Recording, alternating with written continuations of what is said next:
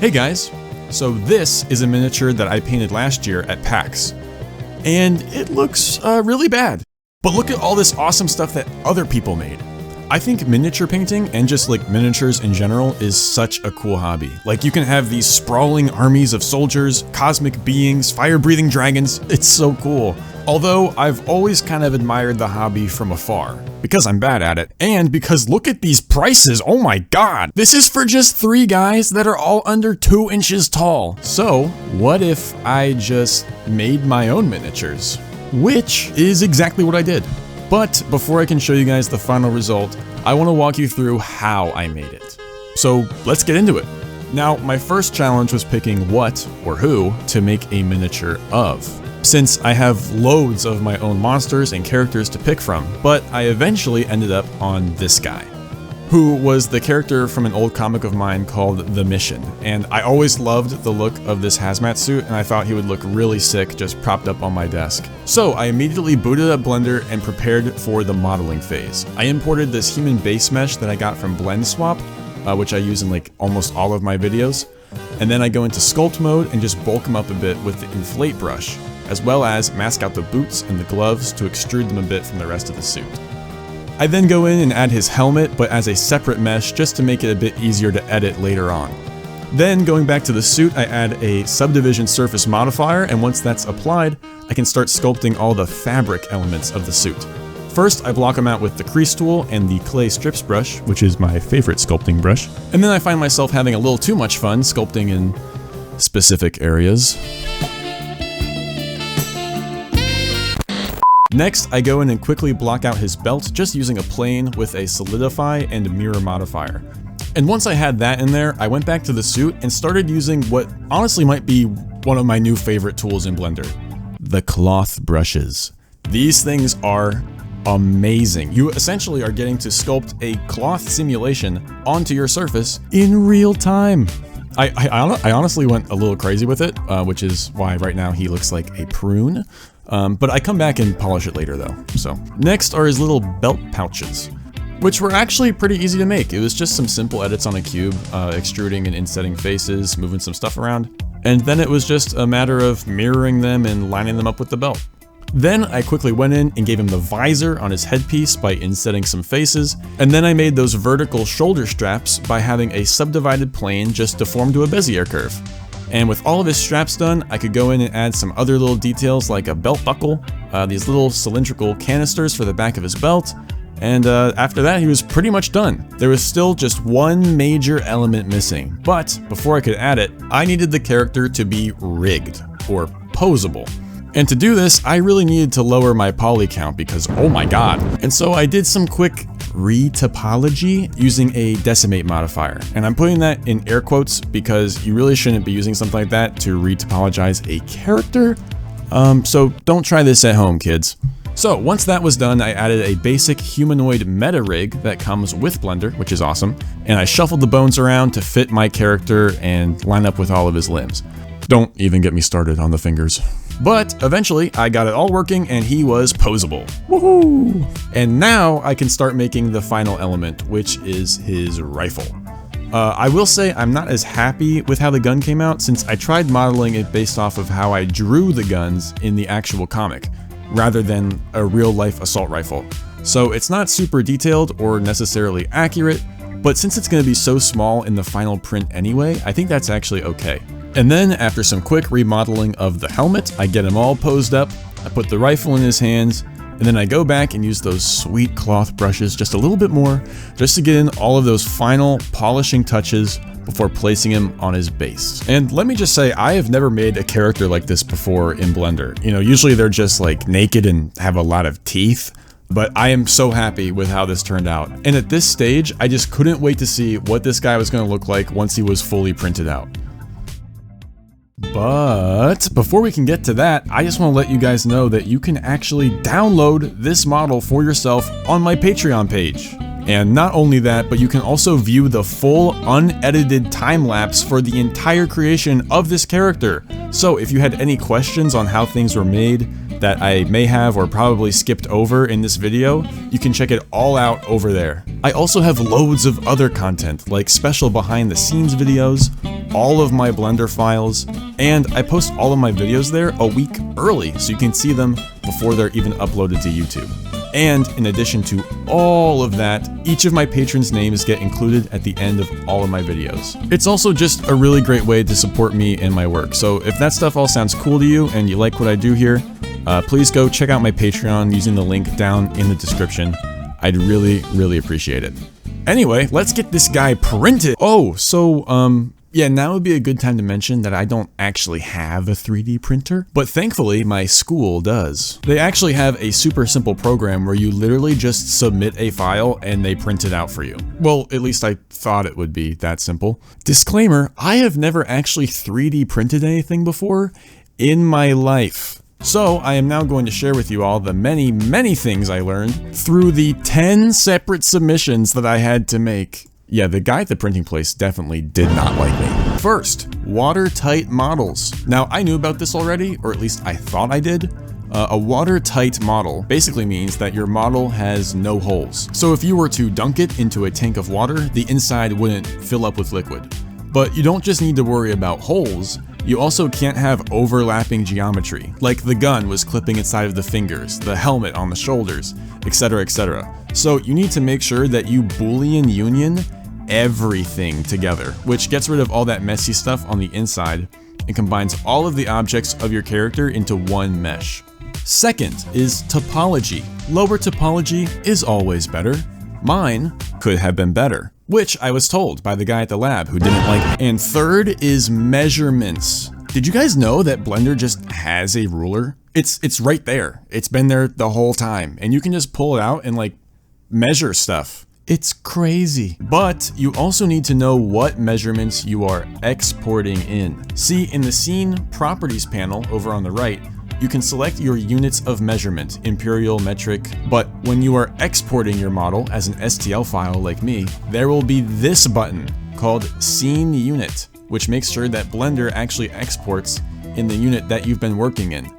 Check this button. So help you God, make sure that this button is checked. I honestly learned a lot from this experience though, and the person I emailed with back and forth was actually really helpful and very patient, considering that I was an idiot who had no idea what he was doing. But if you're looking into doing some 3D printing, especially with Blender, just be mindful of these few things that I mentioned, and probably watch a video by someone else who knows about 3D printing. That would help you a lot. I'd recommend doing that instead, actually. And once he was printed, this is what he looked like. I literally can't stress enough how good the details came out, especially for him only being about like 3.5 inches tall. It's crazy. I decided to do a resin print, or SLA instead of FDM, for all my printer heads out there. This basically meant that I wouldn't get all of those horizontal lines that 3D printed stuff always has. And I think the only thing that really disappointed me about this was that the tip of the gun snapped off during the printing, but I can't even really say I'm surprised about that. I also got a lot of these generated supports. I mean, the back of the figure was literally solid plastic, so I was gonna need some serious equipment to remove this stuff. First, I got this little toolkit off of Amazon that had a bunch of stuff. It had little pliers to snip the supports, a bunch of sanding tools to smooth down the surfaces, and these little blade things. I still don't really understand what they're for exactly. And then I got this Gator sandpaper block from Home Depot. This thing was awesome, and it probably would have worked a lot better on like a larger model, but it worked out great for me anyway. So once I had my tools, I got to snipping. Now, I didn't really watch any videos on 3D print support removal, which I probably should have, so I may not be going about this the most efficient way or anything, but here was my sort of process. First, I snipped off a bulk of the supports with just the pliers and an X-Acto knife, just breaking it off little by little, and then loosening up some bigger chunks that I could then just break off with my fingers. And after a little over half an hour, I finally got all of the supports off. And for my first try, I think I actually did a pretty decent job, but there was a ton of these little like nubbins left all over his back, which I was gonna need to get rid of. So, with a combination of my obnoxious sandpaper block, metal sanding tools, and me trying to figure out what the hell these are for, I eventually got the surface pretty smoothed down in about twice the time that it took me to remove the supports. I also went and just gave him a quick rinse in the sink just to get all that sanding dust off of him.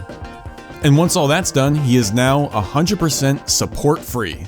The only thing I had left to do now was paint him. But before I could get to the fun painting, I needed to give him a base coat. So I took him outside and started hitting him with my black spray paint, only to find that it was dead. So that sucked. Popped in the car, drove to trusty old Home Depot one more time and bought this bad boy.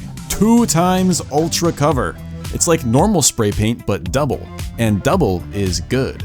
So I went back home and I hit him with this stuff and he was covered in no time. But when it comes to the actual painting, yeah, I have no idea what I'm doing, so I was gonna need some help. Thankfully, my lovely girlfriend, who is a painter and a huge D&D player, let me raid her secret paint stash and gave me a bunch of paints that would work well for miniature painting. Now, I'm gonna be speeding through this quite a bit like I have with the rest of the video, but painting this took me hours. So first, I began mixing a dark tinted gray as my base. The way that paint pigment works is that lighter paint, white, is more opaque or thicker, so it lays on top of other, darker colors a lot more. With that in mind, I want to have the bottommost layer be the darkest, so then I can build up the highlights on top of it over time. And you can see that the first layer is going on a bit thin, so I'll need to do several coats of this color. Once I start on the second coat, you can really see the paint begin to stick, and you get a nice solid base. I also go in and paint the visor pure white, and then I'm going to apply thin coats of yellow and orange over top of it once it dries, to get a sort of glowing effect. It was hard to initially tell against the black, but with this main base coat done, you can now see just how dark this first color really was. Then I start mixing up my next tone for the highlights, adding a lot more white to the mixture, but keeping in the green, yellow, and black to make it an off-white color. This way it better replicates what the character actually looked like in my comic. This color is then the actual base color of the suit, the first layer I did being the shadows, this one the midtones, and then the third layer I'm going to do after this will be the highlights. And when painting this color, to simulate shading, I don't paint on any downward facing surfaces, only the tops and sides where light would actually hit. This technique is really good for adding extra form to the character, so I make sure to hit the top of his helmet, his shoulders, the folds in his suit, knees, and all the other raised areas.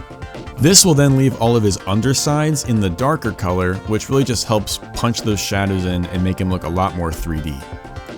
And that's pretty much all I've got to say on the painting process, so I thought it'd be nice just to let you guys chill out for a bit with some relaxing painting footage, and I'll check back in at the end with the final result.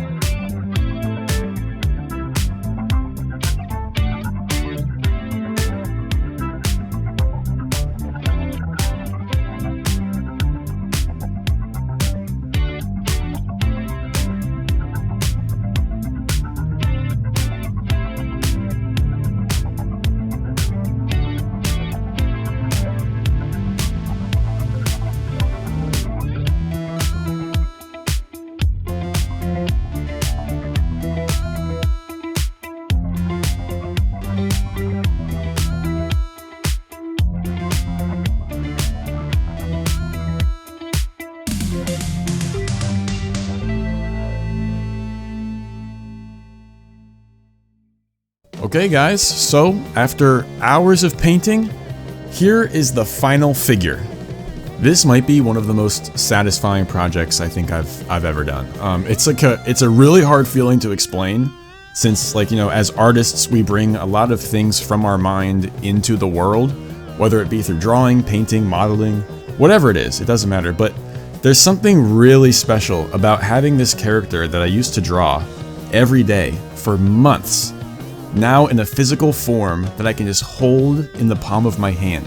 And that's awesome. That's so cool. So obviously I had a ton of fun making this video, but let me know what you guys think. Would you want me to do another 3D print? We could do a giant monster sculpture this time. It's like 8 inches tall. That would be awesome. Just let me know down in the comments. Now, before I go, I want to do something a little different with my outro today. As some of you might know, I have a Discord server where people can come and share their artwork, whether it be Blender or drawing, anything. So I'd like to start having a showcase at the end of my videos that includes the best, most recent work from all of you guys. And the server link will be down in the description, so if you'd like to see some of your work featured here in the next video, please, please, please join and share it with us. I would love to see it, and I'd love to see you here at the end of one of these videos. So please enjoy these talented people, and I will see you guys in the next one. Bye-bye.